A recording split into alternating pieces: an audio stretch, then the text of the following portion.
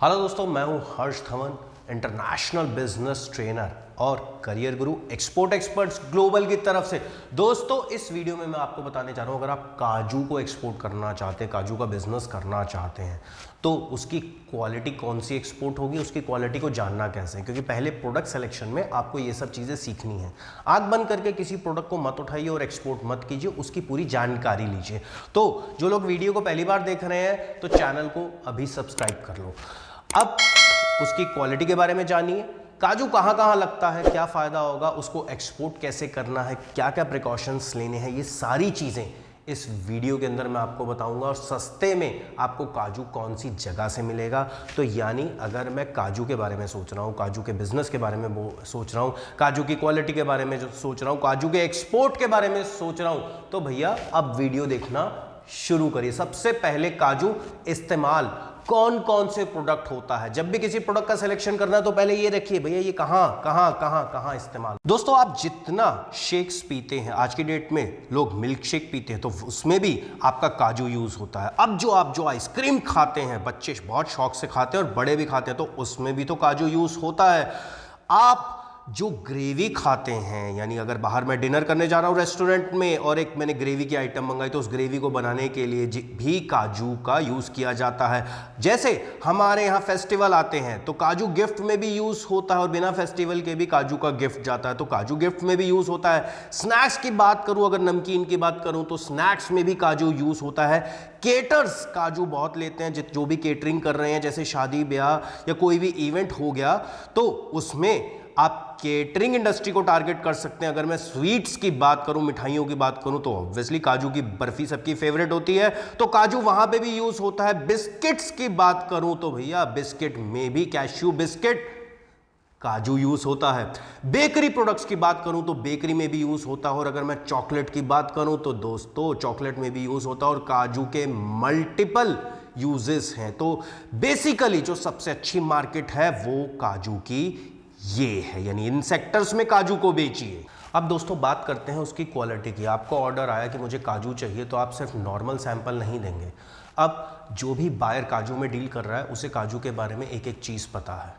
काजू की क्वालिटी के बारे में बताने जा रहा हूँ, ताकि कल को आप एक ट्रेडर बनना चाहते हैं, आप किसी मैन्युफैक्चरर से लेंगे, कहीं होलसेल से मार्केट से लेंगे, होलसेलर से लेंगे, तो आपको ये पता होना चाहिए। ऐसा ना हो कि आपको वो क्वालिटी अच्छी बता रहा है, वर्बली बता रहा है, और देखने में आपको सुंदर लग रहा है, और आप उस काजू को उठा के बेचिए, इंस्पेक्शन में वो फेल हो जाएगा क्वालिटी के मामले में, फिर क्या होगा, लॉस होगा। तो इसीलिए वीडियो देखते रहिए, समझते रहिए, जानते रहिए, और ज़्यादा से ज़्यादा वीडियो को शेयर करिए। सबसे अच्छी क्वालिटी का काजू 180 नंबर, जिसे किंग ऑफ कैश्यू कहा जाता है। लेकिन एक बात याद रखिए, ये क्वालिटी का बहुत अच्छा होता है, शक्ल का भी बहुत अच्छा होता है, क्रिस्प भी बहुत अच्छा होता है, व्हाइटनिंग भी बहुत अच्छी होती है, साइज भी बहुत अच्छा होता है, लेकिन ये सबसे ज़्यादा महंगा होता है। तो ये ध्यान रखना, मार्केट में आपको बहुत कम मिलेगा, लेकिन अगर मिल गया तो भैया आपकी मर्जी के रेट पे बिकेगा। लेकिन अगर इसको बेचना कहाँ है, इसकी मार्केट कहाँ है, जितना भी हाई प्रोफाइल लोग हैं, 5 स्टार 7 स्टार होटल्स हैं, आप उनको टारगेट करिए। बहुत नॉर्मल मिठाई वाले को टारगेट मत करिए, क्योंकि इतना महंगा काजू वो यूज़ नहीं करते।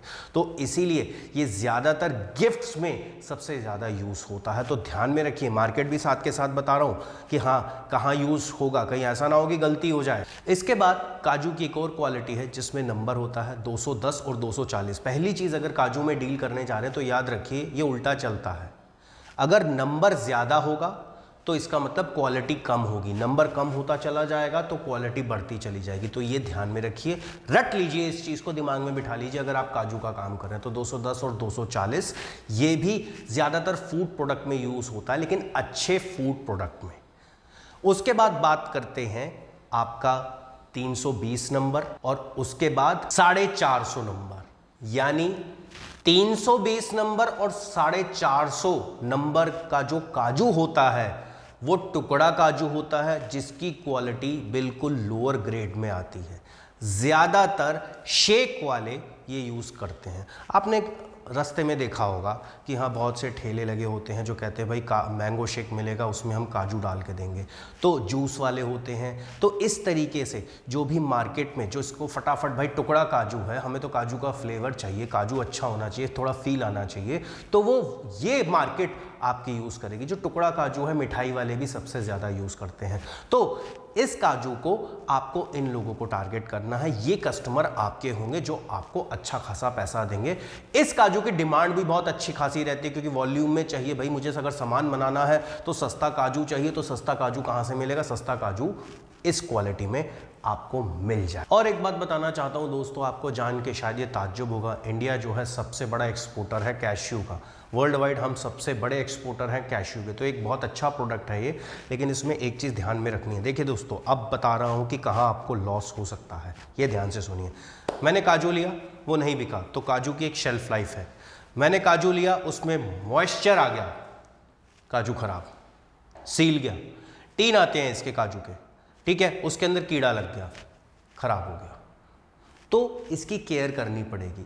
किसी भी फूड प्रोडक्ट को जब आप खरीदते हैं तो कोशिश करिए जल्दी से जल्दी बिके, क्योंकि जब आपने खरीदा और जब वो निकला उसकी एक लिमिटेड शेल्फ लाइफ है, ये ध्यान में रखिएगा। और फूड प्रोडक्ट एक ऐसा है, आजकल आप देख ही रहे हैं पूरे विश्व में बारिश हो रही है, हल्का सा मॉइस्चर आने की देर है, सारा माल जीरो, कोई नहीं खरीदेगा। तो यानी मार्जिन अगर मिल रहा है तो फटाफट काम करिए, ज़्यादा सोच विचार मत करिए। प्लस काजू का भी रोज का रेट होता है, फ्लक्चुएशन में पैसे आते भी बहुत हैं, लेकिन अगर फ्लक्चुएशन में फंस गए तो जाने के भी चांसेस हो सकते हैं। तो काजू का ट्रेड अगर करने जा रहे हैं, डिमांड अच्छी मिलेगी, सर्टिफिकेशन की भी टेंशन नहीं है, वो भी आसानी से मिल जाएगा, बायर भी आसानी से मिल जाएगा। लेकिन आपको क्या करना है? आपको पैकेजिंग पे भी ध्यान देना है। भैया 7 समुंदर पार माल भेज रहा हूँ तो मुझे पैकेजिंग पे भी ध्यान देना है।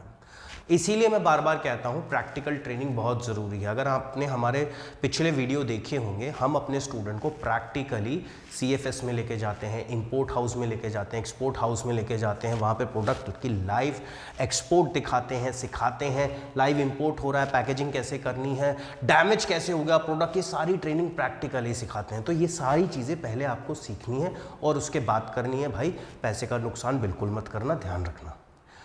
तो अब बात करते हैं कि कौन कौन सी जगह से या कौन कौन सी स्टेट से मुझे काजू सस्ते में मिल सकते। दोस्तों, आप अगर बात करें काजू की, आपको सस्ता लेना है तो कौन सी स्टेट में काजू का सबसे ज़्यादा प्रोडक्शन और कहाँ आपको सस्ता मिलेगा? आपको महाराष्ट्र जाइए, महाराष्ट्र सबसे बड़ा एक्सपोर्टर भी है और प्रोड्यूसर भी है, काजू का सस्ता मिल जाएगा।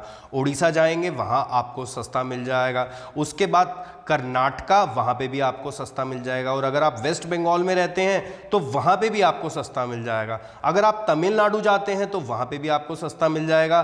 केरला जाएंगे तो वहाँ पे भी आपको सस्ता मिल जाएगा। इसके बाद बात करते हैं कि अगर मुझे किसी देश को टारगेट करना है तो कौन से देशों को मैं टारगेट करूं, यानी एक्सपोर्ट करूं। सबसे ज्यादा वो कौन से देश हैं जो काजू को इंपोर्ट करा रहे हैं? सबसे पहला देश है USA जो काजू को इंपोर्ट करा रहा है। उसके बाद है ऑस्ट्रेलिया जो काजू को इंपोर्ट करा रहा है। उसके बाद है हांगकांग जो काजू को इंपोर्ट करा रहा है। फिर है फिनलैंड जो काजू को इंपोर्ट करा रहा है। और फिर है ब्रुनेई जो काजू को इंपोर्ट करा रहा है। और उसके बाद है इस्टोनिया जो काजू को इंपोर्ट करा रहा है। और फिर है जर्मनी जो काजू को इंपोर्ट करा रहा है। तो अच्छा खासा मार्जिन मिलेगा अगर इन देशों को आप एक्सपोर्ट करेंगे तो।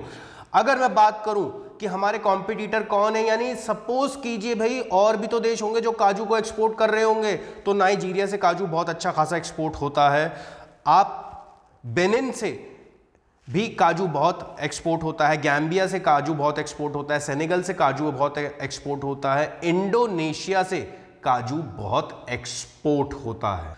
अगर मैं काजू के HS कोड की बात करूं, पहली चीज़ एक बात ध्यान रखें, जब भी आप काजू को एक्सपोर्ट कर रहे हैं आपको उसका HS कोड पता होना चाहिए। प्लस जब हम कोई भी प्रोडक्ट एक्सपोर्ट करते हैं तो सरकार उस पर इंसेंटिव देती है, तो मैं वो भी क्यों छोड़ूं, मुझे ये भी पता होना चाहिए कि क्या इंसेंटिव है। चलिए अब बताता हूं कि जब आप काजू को एक्सपोर्ट करते हैं तो सबसे पहले उसका HS कोड क्या है। काजू का HS कोड है 0801300। तो ये है इसका HS कोड। और अगर मैं बात करूं एक्सपोर्ट इंसेंटिव के, तो सरकार DB के इस पे 0.15% दे रही है बस। इंटरेस्ट इक्वलाइजेशन स्कीम IES इस पे फिलहाल अभी एप्लीकेबल नहीं है। रोड टैप की बात करूं तो 2.5% आपकी एफओबी वैल्यू पे मिल जाएगा। टीएमए इस पे मिल रहा है 14,200 रुपए पर टीयू, यानी 20 इक्विपमेंट यूनिट्स, एक 20 फुट कंटेनर पे 14,200 आपको टीएमए मिलेगा। अगर आप रीफर कार्गो यूज करते हैं, उसको एक्सपोर्ट करते हैं, तो 31,500 पर टीयू, यानी 20 इक्विपमेंट यूनिट्स 20 फीट कंटेनर पे आपको सरकार ये इंसेंटिव देगी। और एक चीज दोस्तों, ये चीज ध्यान में रखिए, सरकार जो इंसेंटिव दे रही है, आज दे सकती है, कल हो सकता है बंद कर दे, कल हो सकता है बढ़ा भी सकती है, कल हो सकता है प्रोडक्ट बैन भी कर दे। इन सब की नॉलेज आपको बहुत ज़रूरी है होना। अगर ये नॉलेज नहीं है तो आप ट्रेड में फंस सकते हैं। देखिए दोस्तों, प्रॉफिट तो है, अच्छी बात है, दिखता है, लेकिन लॉस का भी चांस हो सकता है। तो गवर्नमेंट की पॉलिसी को रेगुलर स्टडी करते रहिए, न्यूज़ चैनल देखते रहिए, हमारे चैनल पर रेगुलर बने रहिए। रेगुलर बने रहेंगे, हम पोस्ट डालते हैं, स्टोरी डालते हैं, वीडियो डालते हैं, गवर्नमेंट की कोई भी न्यूज़ आती है। टेलीग्राम पे हमारा चैनल है, आप उसे ज्वाइन करते रहिए, तो न्यूज़ अपडेट्स आपको रेगुलरली मिलते रहेंगे और प्रोडक्ट में आपको कोई दिक्कत भी नहीं आएगी। तो ये चीज़ आपको ध्यान में रखनी है। गवर्नमेंट की वेबसाइट है dgft.gov.in, वहाँ पर नोटिफिकेशन मिल जाएगा, FIO पे नोटिफिकेशन मिल जाएगा, इंडियन ट्रेड पोर्टल पर नोटिफिकेशन मिल जाएगा। तो ये सारी चीज़ें आपको पता होनी चाहिए जब भी आप इम्पोर्ट एक्सपोर्ट बिजनेस कर रहे हैं। उम्मीद करता हूं दोस्तों वीडियो अच्छा लगा होगा। कैसा लगा ज़रूर बताइए, कमेंट बॉक्स में कमेंट टाइप करिए, सब्सक्राइब करिए, लाइक करिए और वीडियो को शेयर करिए। नॉलेज जितना शेयर करेंगे उतना अच्छा रहेगा। मिलता हूं अगले वीडियो में, तब तक के लिए जय हिंद।